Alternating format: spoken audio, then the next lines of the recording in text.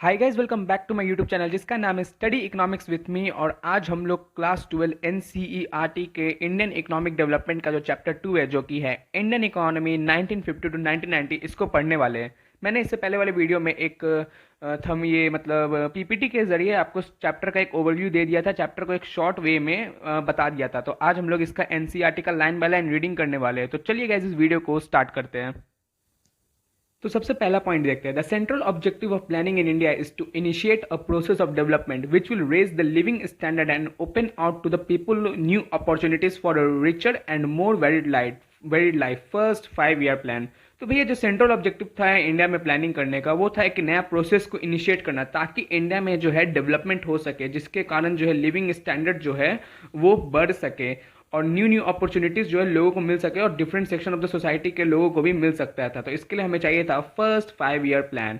तो क्या है भैया 2.1 इंट्रोडक्शन में, on 15 August 1947 India woke to a new day of freedom. हमारा देश कब आज़ाद हुआ था? 15 अगस्त 1947 इंडिया जो है आज़ाद हुआ था। हम लोग इससे पहले वाला chapter Indian economy on the above of independence में हम लोग पढ़ लिए थे कि भैया हमारे देश को ब्रिटिशर्स ने कैसे बर्बाद करके रख दिया था। बहुत ज़्यादा अजीब अजीब पॉलिसी से हमारे इंडियन इकोनॉमी को पूरी तरीके से बर्बाद कर दिए थे। और कितना साल हम लोग पे रूल किए थे टोटल 190 ईयर्स, फ्रॉम 1757 टू 1947। तकरीबन कितने साल तक रूल किए थे हम लोगों पे? 190 ईयर्स। और हम लोग को फाइनली इंडिपेंडेंस कब मिला था? 15 अगस्त 1947। तो इंडिया आज़ाद हो गया है। अब बारी था जो इकोनॉमी को वापस एक ट्रैक पे लाना ताकि इकोनॉमी फिर से अपने ग्रोथ पे चल सके। तो उसके लिए हम लोग अब यहाँ से प्लानिंग देखने वाले कि इंडियन गवर्नमेंट ने कैसे कैसे प्लानिंग किया था।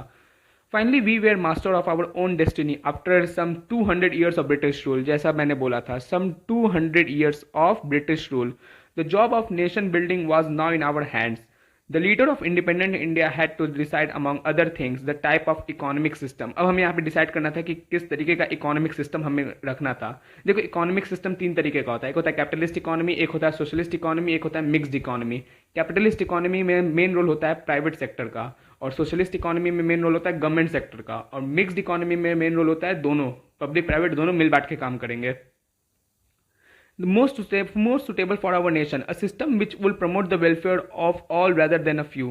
There are different types of economic systems. See box 2.1. तो 2.1 पे हम लोग थोड़ी देर में आते हैं. And among them, socialism appealed to Jawaharlal Nehru the most. However, he was not in favor of the kind of socialism established in the former Soviet Union. That is, all the factories and farms in the country were owned by the government. There was no private property. It is not possible in a democracy like India for the government to change the ownership pattern of land and other properties of its citizens in the way that it was done in the former Soviet Union. Nehru and many other leaders and thinkers of the newly independent India sought an alternative to the extreme version of capitalism and socialism, basically sympathizing with the socialist outlook. They found the answer in an economic system which is, in their view, combined the best features of socialism without its drawback. In this view, India would be a socialist society with a strong public sector but also with private property and democracy. तो इतना हम लोग को पढ़ने के बाद हमें यही बताया गया कि इकोनॉमिक सिस्टम जो है 3 तरीके का था, कैपिटलिस्ट, सोशलिस्ट और मिक्स्ड।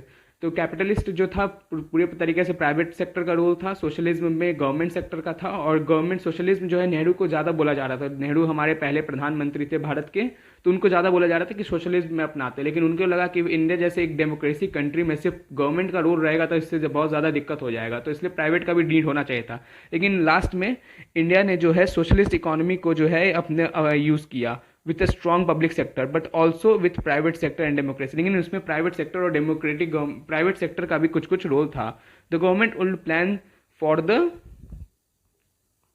ये बॉक्स 2.1 है, इसके बारे में वही मिक्स्ड इकोनॉमी के बारे में बताया गया, आप लोग अपने पढ़ लेना। Economy with the private sector being encourage to be part of the plan effort. The Industrial Policy Resolution of 1948 and the Directive Principle of Indian Constitution reflect this outlook। ये जो डेट है ना बहुत इंपॉर्टेंट है, industrial policy resolution of 1948, इसको याद रखना है। The planning in 1950 the planning commission was set up with the prime minister as a chairperson. The era of 5 year plan had begun. 1950 में प्लानिंग कमीशन सेटअप हुआ था, prime minister को chairperson मान के, और यहाँ से जो है 5 ईयर प्लान जो है स्टार्ट हो गया था। तो 1950 में प्लानिंग कमीशन, जिसको आज के ज़माने में क्या बोला जाता है, नीति आयोग, क्या बोला जाता है, प्लानिंग कमीशन को नीति आयोग। तो ये बॉक्स जो ऊपर दिया हुआ है ना आपका, ये सी बॉक्स 2.2 और 2.1, इसको आप अपने से पढ़ लें। अगर कुछ प्रॉब्लम हो तो मेरे को बोल देना, तो मैं एक नेक्स्ट वीडियो में कवरअप कर दूंगा। इसमें वही है जो मैंने अभी बताया है। देखो यहाँ पे कैपिटलिस्ट सोसाइटी लिखा हुआ है, सोशलिस्ट लिखा हुआ है, मिक्स इकोनॉमी लिखा हुआ है, तो वही घुमा फिरा के वही बात है, लेकिन आप एक बार अपने से भी देख लेना कि क्या है। अगर मान लो कुछ भी प्रॉब्लम होगा तो मेरे को बोल देना, मैं अब देख लूंगा, ठीक है, बता दूंगा आप लोग को। अब हम लोग देखते हैं 2.2, the goal of 5 year plans. A plan should have some clearly specified goals. The goals of the 5 year plans were growth, modernisation, self reliance and equity. ये बहुत इंपॉर्टेंट पॉइंट होता है। The goal of the 5 year plan, 5 year plan का goal क्या था, वो था modernisation, self reliance, equity, growth. कौन कौन था भैया, ग्रोथ था, मॉडर्नाइजेशन था, सेल्फ रिलायंस था, इक्विटी था। गोल क्या था 5 ईयर प्लान का, growth, modernisation, self reliance, equity. Growth यानी इकोनॉमी में ग्रोथ आना, मॉडर्नाइजेशन नया नया टेक्नोलॉजीज का यूज करना, सेल्फ रिलायंस आत्मनिर्भर भारत बनाना, एंड इक्विटी सबको इक्वल अपॉर्चुनिटीज मिलना चाहिए, और जो गवर्नमेंट और मतलब जो भी बेनिफिट मिल रहा है वो सारे सेक्शन ऑफ द सोसाइटी के लोगों को मिलना चाहिए। This does not mean that all the plan have given equal importance to all this goals. Due to limited resources a choice has to be made. हम लोग सब जानते हैं कि हमारे पास रिसोर्सेज क्या है, लिमिटेड है, तो इस कारण हमें जो है एक चॉइस बनाना पड़ता था। A choice has to be made in each plan about which of the goals is to be given primarily importance। एक चॉइस बनाना था कि भैया कौन सा गोल को ज़्यादा इंपॉर्टेंस देना चाहिए, क्या वो ग्रोथ को देना चाहिए, क्या वो मॉडर्नाइजेशन को देना चाहिए, क्या वो सेल्फ रिलायंस को देना चाहिए, क्या वो इक्विटी को देना चाहिए। Nevertheless, the planners have to ensure that as far as possible, the policies of the plan do not contradict these 4 goals। Let us now learn about the goals of the planning in some details। अब हम लोग details में देखने वाले हैं इन सब goals को। तो पहला है growth. It refers to the increase in the country's capacity to produce the output of goods and services within the country। Growth का मतलब क्या होता है, एक इंक्रीमेंट देखना किस में, कंट्रीज के कैपेसिटी में, to produce output of goods and services within the country. अगर किसी भी कंट्री के अंदर गुड्स और सर्विसेज का प्रोडक्शन इंक्रीज हो रहा है, कंट्री का कैपेसिटी इन सब चीज़ को इंक्रीज करा, तो वो क्या होता है, एक तरह का ग्रोथ होता है। अगर आप कभी प्लांट को भी अगर मतलब आप सीड डालोगे, सीड को पानी दोगे, धूप अच्छा आएगा उस पर, तो वो पौधा बनेगा, वो ग्रो करेगा। तो उससे ऐसे ही यहाँ पे बोला जाता है कि अगर कंट्री में प्रॉपर तरीके से गुड्स एंड सर्विसेज का प्रोडक्शन इंक्रीज हो रहा है, तो यहाँ पे कंट्री का क्या हो रहा है, ग्रोथ हो रहा है। It implies either a larger stock of productive capital और a larger size of supporting services like transport and banking, और an increase in the efficiency of productive capital and services. A good indicator of economic growth in the language of, इनका बारे में मैं आपको बताता हूँ, बहुत अच्छा है। इन the language of economies is study increase in the GDP. अगर हम लोग किसी भी कंट्री का अच्छा, हम लोग कैसे कह सकते हैं कि अगर ये इकोनॉमी बहुत अच्छा है, ये कंट्री बहुत अच्छा है, उसके जीडीपी को देख के। अगर किसी कंट्री का जीडीपी बहुत अच्छा है तो हम लोग कह सकते हैं कि उसका इकोनॉमिक सिस्टम क्या है, बहुत ही अच्छा है और उसमें प्रॉपर ग्रोथ हो रहा है। तो कैसे पता चल सकता है, वो है जीडीपी का। The GDP is the market value of all the final goods and services produce in the country during a year. ये आपको पता ही होगा जीडीपी क्या होता है। तो जीडीपी जो है बेसिकली मार्केट वैल्यू होता है उन सारे गुड्स एंड सर्विसेज का जो कि हमारे देश के अंदर बना है एक पार्टिकुलर ईयर में। You have studied this concept in class 10 as well. You can think of the GDP as a cake and the growth is increase in the size of the cake. अब GDP को कितना बात बताया गया है NCERT में कि आप जीडीपी को एक केक मान सकते हो, और ग्रोथ क्या हो सकता है, जैसे जैसे उस केक का साइज बढ़ते जाएगा ना, तो वहाँ पे हम लोग ग्रोथ कह सकते हैं। अगर मान लो एक छोटा सा केक है, केक को आपने रख दिया, ठीक है, वो केक जीडीपी होगा। धीरे धीरे उसको बेक कर रहे हो तो देख रहे हैं केक थोड़ा थोड़ा फूल रहा है, बढ़ रहा है, बड़ा हो रहा है, तो वो क्या है, ग्रोथ शो कर रहा है। तो वैसे ऐसे ही इसको माना गया है कि ऐसे ही होता है, कंट्री का प्रॉपर एक जीडीपी होता है, और जीडीपी जैसे जैसे बढ़ेगा तो वैसे वैसे कंट्री का जो है ग्रोथ भी बढ़ेगा। If the cake is larger more people can enjoy. अगर केक बड़ा है तो भैया बहुत ज़्यादा लोग भी जो है इस केक को एंजॉय कर सकते हैं। It is necessary to produce more goods and services if the people of India are to enjoy, in the words of the first 5-year plans, a more rich and varied life. The GDP of a country is derived from a different sector of the economy, namely the agriculture sector, the industrial sector and the service sector. हमारे GDP किस sector से आता है, तो वो है agriculture sector, जिसको primary sector भी कहते हैं, इंडस्ट्रियल सेक्टर जिसको सेकेंडरी सेक्टर भी कहते हैं, और सर्विस सेक्टर जिसको हम लोग टर्शरी सेक्टर भी कहते हैं। The contribution made by each of these sector makes up the structural composition। अगर इन सब से जो सेक्टर से कंट्रीब्यूशन आता है इसको हम लोग क्या कहते हैं, structural composition of the economy. In some countries growth in agriculture contributes more to the GDP growth, while in some countries the growth in the service sector contribute more to the GDP growth। अब हम लोग देखते हैं modernisation. To increase the production of goods and services the producer have to adopt new technology. अगर हम अपने production को increase करना है, गुड्स एंड सर्विसेज का प्रोडक्शन को अगर इंक्रीज करना है, तो हमें अपने टेक्नोलॉजीज को भी इंप्रूव करना पड़ेगा। For example, a farmer can increase the output on the farm by using new seed varieties instead of using the old ones. Similarly, a factory can increase output by using a new type of machines. Adoption of new technologies called modernization. New technologies को adoption करना ही क्या होता है? modernization. मैंने बताया था modernization में basically हम लोग ये देखते हैं कि हम लोग किस तरीके का मतलब better technologies का use करके जो है अपने production को, GDP को increase कर रहे हैं।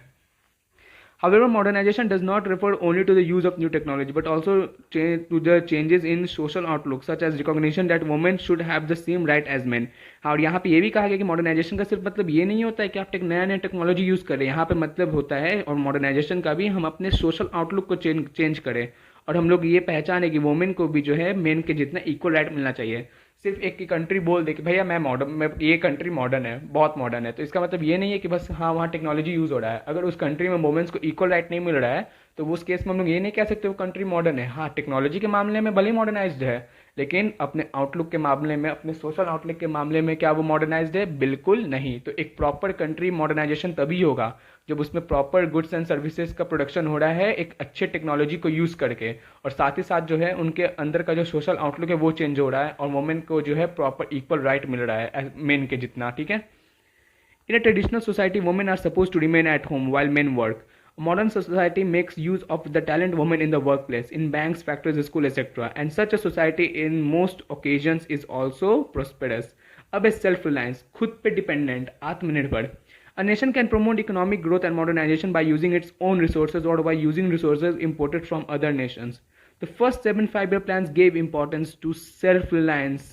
ये देखो, द फर्स्ट 7 5-year प्लान्स, पहला जो 7 जो था फर्स्ट मतलब 7 5-year प्लान्स जो था वो किस पे डिपेंड करता था, किस पे इंपॉर्टेंस देता था? वो था सेल्फ रिलायंस पे, which means avoiding imports of those goods which could be produce in India in self. तो फर्स्ट 7 5-year प्लान्स जो था वो हमें किस पे इंपॉर्टेंस दे रहा था? वो इंपॉर्टेंस दे रहा था सेल्फ रिलायंस पे, जिसका मतलब था कि हमें उन सब गुड्स को अवॉइड करना है जो गुड्स हम लोग अपने देश में बना सकते हैं। वो गुड्स को हम लोग बाहर से नहीं मंगवाएंगे।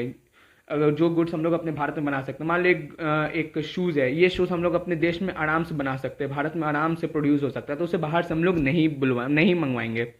This policy was considered necessary in order to reduce our dependence on foreign countries, especially for food. ये पॉलिसी एक ज़रूरी भी था ताकि हमारा जो डिपेंडेंस है फॉरेन कंट्रीज में खाने को लेकर वो कम होगा। It is understandable that people who were recently freed from foreign domination should give importance to self-reliance. Further, it was feared that dependence on important food supplies, foreign technology, and foreign capital may make India sovereignty vulnerable to foreign interference in our policies. अब लोग देखने वाले equity को। Growth हो गया, modernisation हो गया, self reliance हो गया, अब होता है equity. Now growth, modernisation and self reliance by themselves may not improve the kind of life which people are living. A country can have high growth, the most modern technology developed in the country itself, and also have most of its people living in poverty. It is important to ensure that the benefit of economic prosperity reach the poor section as well, instead of being enjoyed only by the rich. तो equity में हमें ये कहा गया है कि हमें एक इंश्योर करना होगा कि जो बेनिफिट है इकोनॉमिक प्रोस्पेरिटी का वो जो है पुअर सेक्शन को ही मिले। ऐसा ना हो कि सिर्फ अमीर लोग ही इसका मजा ले पा रहे, तो अब इस केस में एक कंट्री इकोनॉमी जो है इक्विटी नहीं होगा। In addition to growth, modernization and self-reliance, equity is also important. तो भैया ग्रोथ के साथ, मॉडर्नाइजेशन के साथ और सेल्फ रिलायंस के साथ जो है इक्विटी भी जो है बहुत ज़्यादा इंपॉर्टेंट है। Every Indian should be able to meet his or her basic needs such as food, a decent house, education, healthcare, and inequality in the distribution of wealth should be reduced. हर एक normal individual खाना का need होना चाहिए, खाना मिलना चाहिए, एक अच्छा घर मिलना चाहिए, एजुकेशन मिलना चाहिए, हेल्थ केयर का प्रॉपर फैसिलिटी मिलना चाहिए, और उन लोग के बीच का जो इनइक्वलिटी है रिसोर्सेज को लेकर और वेल्थ को लेकर ये कम होना चाहिए। तो अब इस केस में हम लोग कह सकते हैं कि एक इकोनॉमी जो है प्रॉपर इक्विटी में है, इक्विटी है इस इकोनॉमी के अंदर। Let us now see how the first 7 5-year plans covering the period 1950 to 1990 attempted to attain these 4 goals and the extent to which they succeed in doing so. With reference to agriculture, industry and trade, you will study the policies and development issues taken up after 1991 in chapter 3. इस chapter के बाद हम लोग और अच्छे से देखेंगे कि हमारे इकोनॉमी को कैसे मतलब पॉलिसीज के बाद भी थोड़ा प्रॉब्लम हुआ था और फाइनली इसको कब अच्छा से रिजॉल्व हुआ 1991 में जब एलपीजी आया था। क्या आया था? LPG, not liquefied petroleum gas. It is liberalisation, privatisation and globalisation.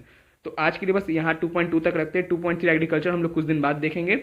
अभी के लिए मैं आपको ऊपर एक बहुत अच्छे आदमी के बारे में पढ़ाता हूँ। ये देखिए, Mahalanobis the architect of Indian planning. इनके ऊपर एक क्वेश्चन आता है, अगर आप लोग देखोगे, मेरे टाइम पे तो आया था कि भैया who was the architect of Indian planning. तो उनका पूरा नाम क्या है? प्रसंत चंद्र महालनोबिस। क्या नाम है? प्रसंत चंद्र महालनोबिस। यहाँ लिखा हुआ है प्रसंत चंद्र महालनोबिस। तो इनके बारे में हम लोग पढ़ते हैं। Many distinguished thinkers contributed to the formulation of India's 5-year plans. Among them, the name of the statistician Prasant Chandra Mahalanobis stand out. ये कौन थे भैया? स्टैटिस्टिशियन थे। और इनका पूरा अच्छा नाम क्या था? एक मिनट, इसको हटाता हूँ। हाँ, इनका नाम क्या था? प्रसंत चंद्र Mahalanobis. The planning in the real sense of the term began with the second 5-year plan. The second plan, a landmark contribution to development planning in general, laid down the basic idea regarding goals of Indian planning. This plan was based on the ideas of Mahalanobis. In that sense, he can be regarded as an architect of Indian planning. Yes, architect of Indian planning. इनको architect of Indian planning भी कहा जाता है। Architect of Indian planning, क्या नाम है इनका पूरा? प्रसंत चंद्र महालनोबिस। इनका नाम याद रखे रहना, बहुत काम आएगा। महालनोबिस वाज बोर्न इन 1893 इन कलकत्ता। इनका जन्म कब हुआ था? 1893 में। कहाँ हुआ था? कलकत्ता में। He was educated at the presidency college in Calcutta. कहाँ से एजुकेशन मिला था इनको? प्रेसिडेंसी कॉलेज, जो कि कहाँ पर है? कलकत्ता में। And at Cambridge University in England. और फिर बाकी का कैम्ब्रिज यूनिवर्सिटी, जो कि कहाँ पर है?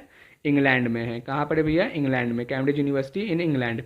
His contribution to the subject of his statistics brought him international fame. In 1945, he was made a fellow member of British Royal Society and one of the most prestigious organization of scientists. Only the most outstanding scientists are made member of this society. बहुत ही outstanding और बहुत ही talented scientists जो थे इसमें society का member बन सकते, तो इनमें से ये एक थे। Mahalanobis established the Indian Statistical Institute ISI, oh my god, in Calcutta and started a journal. ISI का आप लोगों ने बहुत लोगों ने नाम सुना होगा, वहाँ पे मास्टर्स होता है इकोनॉमिक्स का, बहुत ही फेमस यूनिवर्सिटी है। तो मालानोबिस ने जो है स्टैब्लिश किया था इंडियन स्टैटिस्टिकल इंस्टीट्यूट ISI इन कैलकाटा, जो कि कैलकाटा का बहुत फेमस है, and started a journal Sankhya which still serve as a represented forum of statistician to discuss their ideas. Both the ISI and Sankhya are highly regarded by statistician and economists all over the world to this day. During the second plan period, Mahalanobis invited many distinguished economists from India and abroad to advise him on India's economic development. Some of these economists became Nobel Prize winners, later which shows that he could identify individual with talent. Among the economists invited by Mahalanobis were those who were very critical of the socialist principle of the second plan. In other words, he was willing to listen to what his critics had to say, the mark of a great scholar. Many economists today reject the approach of planning formulation by Mahalanobis, but he will always be remembered for playing a vital role in putting India on the road of economic progress. And statistician continue to profit from his contribution to statistical theory. तो इनके बारे में हम लोगों ने पढ़ लिया। इनका नाम हमेशा याद रखना, क्या नाम है? प्रसंत चंद्र महालनोबिस। तो टोटल हम लोगों ने देखा कि भैया इंडिया तो आज़ाद हो गया 1947 में 15 अगस्त। अब यहाँ से जो है हमारे पंडित जवाहरलाल नेहरू भारत के पहले प्रधानमंत्री बने। अब यहाँ से इंडियन इकोनॉमी को प्रॉपर तरीके से वापस एक ट्रैक मिलाना था ताकि वो प्रॉपर ग्रोथ कर सके, क्योंकि अंग्रेज के बेकार से पॉलिसी के कारण इंडिया बहुत ज़्यादा पीछे हो चुका था। हमारा इकोनॉमी कैसा था? स्टैग्नेंट था। तो यहाँ से फर्स्ट 5 ईयर प्लान का जो है एरा स्टार्ट हुआ। कब हुआ? 1950 में प्लानिंग कमीशन इस्टेब्लिश हुआ, जिसको हम लोग नीति आयोग भी कहते हैं। तो यहाँ से एक जो है 5 ईयर प्लान का स्टैब्लिशमेंट शुरू हो गया था। और जो गोल क्या था 5 ईयर प्लान का? वो गोल था growth, modernisation, self reliance, equity. Growth क्या होता है? अगर किसी कंट्री के प्रोडक्शन में इंक्रीमेंट हो रहा है, जीडीपी में इंक्रीमेंट हो रहा है, तो हम लोग कह सकते हैं कि उस कंट्री में जो है ग्रोथ हो रहा है। मॉडर्नाइजेशन में 2 चीज़ को लेकर कहा गया था, एक नया नया टेक्नोलॉजीज को अडॉप्ट करना और दूसरा अपने आउटलुक, अपने सोच विचार को चेंज करना। और वुमेन्स को जो है बताया गया था कि अगर इक्वल राइट मिल रहा है मेन के कंपैरिजन में, मेन और वुमेन दोनों की इक्वल राइट मिल रहा है और नया नया टेक्नोलॉजीज यूज हो रहा है, तो वो इकोनॉमी क्या है? मॉडर्नाइजेशन है। फिर क्या है? Self reliance. हमने अपने आप पे डिपेंड होना है, दूसरे देश पे डिपेंडेंट नहीं होना है किसी भी फूड के लिए, किसी भी गुड्स के लिए। जो गुड्स आप अपने भारत में बना सकते हो तो उसे बाहर से इंपोर्ट करने का नीड नहीं है। और चौथा क्या था? इक्विटी, कि जो भी इकोनॉमिक पॉलिसी अपना रहे हम लोग, जो भी गवर्नमेंट इकोनॉमिक पॉलिसी ले रहा है, तो वो सब सोसाइटी जितने भी मेंबर्स है, सेक्शन ऑफ द सोसाइटी जितने भी लोग हैं, उन सब लोग एंजॉय कर सके, सिर्फ रिच के ही थ्रू एंजॉय ना हो। तो ये कुछ 4 गोल्स थे। कौन कौन से थे? ग्रोथ, मॉडर्नाइजेशन, सेल्फ रिलायंस और इक्विटी। और इकोनॉमी सिस्टम में क्या कितने तरीके का इकोनॉमी होता है? कैपिटलिस्ट इकोनॉमी, सोशलिस्ट इकोनॉमी और मिक्स्ड इकोनॉमी। कैपिटलिस्ट इकोनॉमी कौन सा इकोनॉमी होता है? जिसमें प्राइवेट सेक्टर का मेन रोल होता है। सोशलिस्ट इकोनॉमी कौन सा इकोनॉमी होता है? जिसमें गवर्नमेंट सेक्टर का मेन रोल होता है। मिक्स्ड इकोनॉमी कौन सा इकोनॉमी होता है? जिसमें प्राइवेट और गवर्नमेंट सेक्टर दोनों मिल के काम करेगा। और इंडिया ने कौन सा यूज़ किया था? सोशलिस्ट इकोनॉमी को यूज़ किया था, जिसमें गवर्नमेंट सेक्टर का रोल बहुत ज़्यादा था और थोड़ा थोड़ा उन्होंने प्राइवेट सेक्टर को भी रोल दिया था। तो नेक्स्ट वीडियो में हम लोग देखने वाले एग्रीकल्चर सेक्टर की, एग्रीकल्चर सेक्टर में कौन सा पॉलिसी यूज़ किया गया और किस किस चीज़ को हटाया गया था। तो आज के लिए बस इतना ही। वीडियो अच्छा लगेगा तो भाई इसे लाइक कर दियो और thank you for watching this video.